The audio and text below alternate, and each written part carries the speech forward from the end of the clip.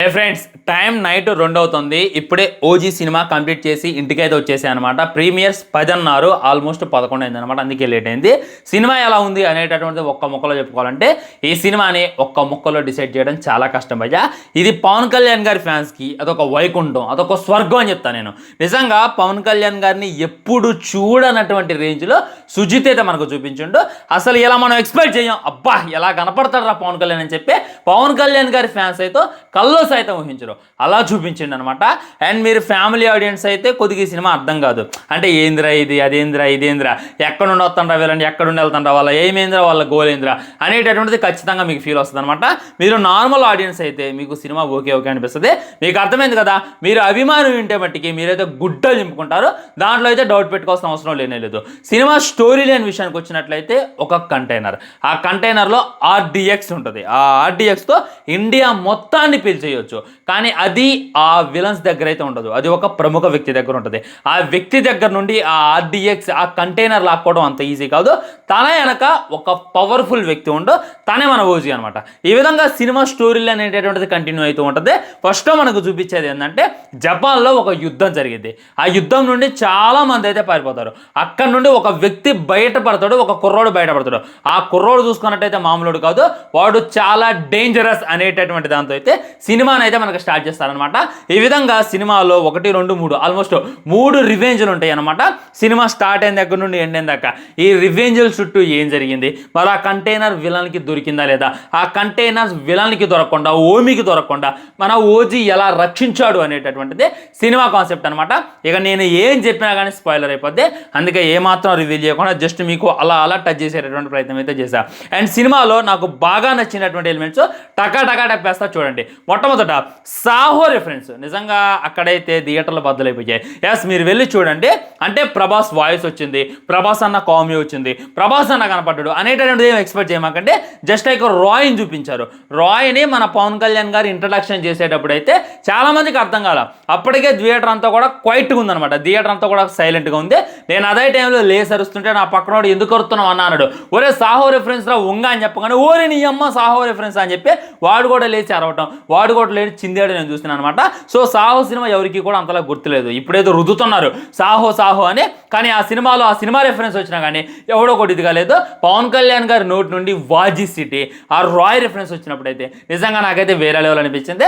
Saaho reference అంత గొప్పగా పెట్టలేదు కానీ మరీ అంత తక్కువ కూడా చేసి పెట్టలేదు. జస్ట్ మన స్మాల్ ప్రభాస్ని అయితే చూపించారు, ఎందుకంటే ఇది 80sలో జరిగేటటువంటిది. అది చూసుకున్నట్టయితే మన ఫ్యూచర్లో ఎప్పుడో 2030-40లో జరిగేటటువంటిది సాహో. సో ఆ టైంలో ప్రభాస్ అని ఎలా ఉంటాడు అనేటటువంటిది చూపించారు. ఏమో ఓజీ పార్ట్ 2లో ఈ సాహో గురించి ఏమన్నా రెఫరెన్స్ ఉంటుందేమో చూడాలి. అయ్యో నేను రివీల్ చేసేసా. ఎస్, క్లైమాక్స్లో చూసుకున్నట్లయితే ఓజీ పార్ట్ 2 ఉంటుంది అనేటటువంటి హింట్ అయితే మనకైతే ఇచ్చేశారు. ఈ విధంగా నాకైతే సాహో రెఫరెన్స్ పిచ్చిగా నచ్చింది. మీరు చూడండి, చూసిన తర్వాత సాహో రెఫరెన్స్ మీకు ఏ విధంగా అనిపిస్తుంది అనేటటువంటిది డెఫినెట్లీ కింద కామెంట్ చేసేయండి. అండ్ నెక్స్ట్ నచ్చింది తమనన్న మ్యూజిక్ కాదు, అదొక వైకుంఠంలో వినేటటువంటి ఒక నామస్మరణ అనేటటువంటి ఫీలింగ్ కలిగింది. ఏం కొట్టిను టెడ్డీ బాయ్, నీకు అభిమానులు కట్అవుట్ కట్టించారులే కానీ నీకు గుడి కట్టించినా తక్కువే. నిజం చెప్తున్నా, నీ పాదాలకి వాళ్ళ కన్నీటితో అభిషేకం చేయాలి పవన్ కళ్యాణ్ గారి ఫ్యాన్స్. ఆ రేంజ్లో కొట్టినో ఎవడ్రా అనిరుద్ధు, ఎవడ్రా హాలీవుడ్ మ్యూజిక్ డైరెక్టర్, ఎవరా ఏఆర్ రెహమాన్ అనేటటువంటి ఫీలింగ్ తప్పకుండా కలిగిద్ది. స్టార్టింగ్ దగ్గర నుండి ఎండింగ్ దాకా సుజిత్ అక్కడక్కడ డల్ చేసి ఉండొచ్చు, పవన్ కళ్యాణ్ గారు అక్కడక్కడ డల్ చేసి ఉండొచ్చు, మిగతా యాక్టర్స్ అందరూ కూడా అక్కడక్కడ కొద్దిగా డల్ చేసి ఉండొచ్చు. కానీ మన తమన్ మట్టికే ఏమాత్రం డల్ చేయకుండా తన భుజాల మీద, ఆఖరికి ఆయన కాళ్ళు కాదు అయినా కానీ భుజాల మీద సినిమాని వేసుకొని ఎలా గుంజుగా తీసుకెళ్లేటటువంటి ప్రయత్నం చేసిండు.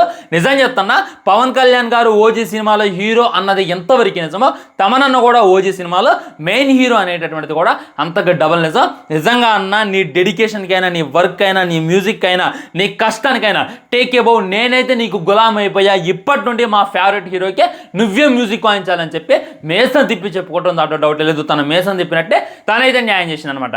And next power star Pawan Kalyan. నిజం చెప్తానా, పవన్ కళ్యాణ్ లేకుండా ఈ సినిమా తీసేసాను సుజిత్, ఇదైతే 100% చెప్పుకోవచ్చు. మీరు ఒక జస్ట్ 5 సీన్లు ఉంటాయి మన పవన్ కళ్యాణ్ గారికి. ఎవరైనా హీరోయిన్లకి తక్కువ సీన్లు పెడతాడు, వేరే క్యారెక్టర్కి తక్కువ సీన్లు పెడతాడు. కానీ సుజిత్ ఉందో కానీ పవన్ కళ్యాణ్ గారికే తక్కువ సీన్లు పెట్టిండు. ఎంట్రీ సీన్ ఒకటి ఉంటుంది, మధ్య మధ్యలో సువ్వి సువ్వాలమ్మ హీరోయిన్తో కొన్ని సీన్లు ఉంటాయి. ఈ ఫస్ట్ హాఫ్లో అటు ఇటుగా 1-2 సీన్లు ఉంటాయి గట్టిగా. ఆ తర్వాత సెకండ్ హాఫ్లో ఒక 3 సీన్లు ఉంటాయి అంతే. మిగతాదంతా కూడా వేరే వేరే క్యారెక్టర్స్తో సుజిత్ అయితే సినిమాని నడిపించేటటువంటి ప్రయత్నం చేసిండు. పవన్ కళ్యాణ్ దిగిందంటే ముందు తమన్ డ్యూటీ ఎక్కుతుండు, దానికి సరైనటువంటి బ్యాక్గ్రౌండ్ మ్యూజిక్ ఇవ్వటం, మధ్యలో వామ్మో జానీ అవాయ్ అని చెప్పి ఆ జానీ రెఫరెన్స్ వచ్చినప్పుడైతే, ఆ సాహో రెఫరెన్స్ వచ్చినప్పుడు ఎవడు అరవలా, కానీ ఆ మన జానీ రెఫరెన్స్ వచ్చినప్పుడు అయితే ఎవడు కూడా సీట్లో కూర్చోవాలా.